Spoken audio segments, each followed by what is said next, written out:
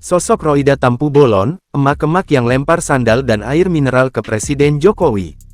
Peristiwa Presiden Republik Indonesia Joko Widodo dilempar sandal oleh seorang ibu yang merupakan relawan Bobi Nasution yang hadiri acara di Gedung Serbaguna, Kota Medan, tengah menarik perhatian banyak orang.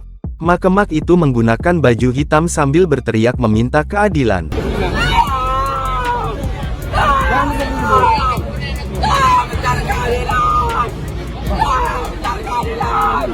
Belakangan diketahui wanita tersebut bernama Roida Tampu Bolon. Tidak hanya dilempar sandal, Jokowi juga dilempar air mineral.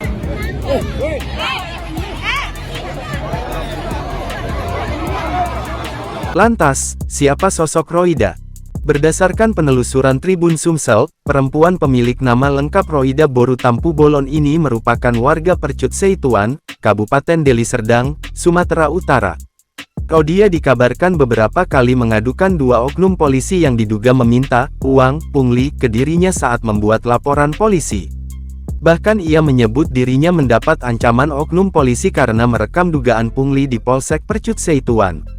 Dalam unggahan video Roida di Facebook miliknya, terlihat ia pernah tidur di Polrestabes Medan lantaran menyebut mendapat ancaman dari orang lain. Sementara itu, melansir tribunmedan.com, Roida terindikasi gangguan jiwa. Hal tersebut tertuang dalam Surat Dinas Sosial Kota Medan tanggal 27 Oktober tahun 2021.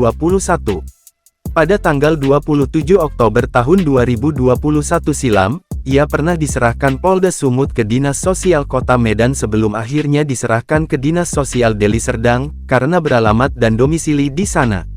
Kabid Humas Polda Sumut, Kombes Pol Hadi Wahyudi, mengungkapkan kronologi bagaimana Roida bisa melakukan aksi nekat tersebut. Kejadian tersebut berawal saat Pas Pampres melihat ada seorang perempuan parubaya hendak menerobos barisan pengawalan Presiden Joko Widodo. Kemudian wanita bernama Roida Tampu Bolon tersebut diamankan Pas Pampres.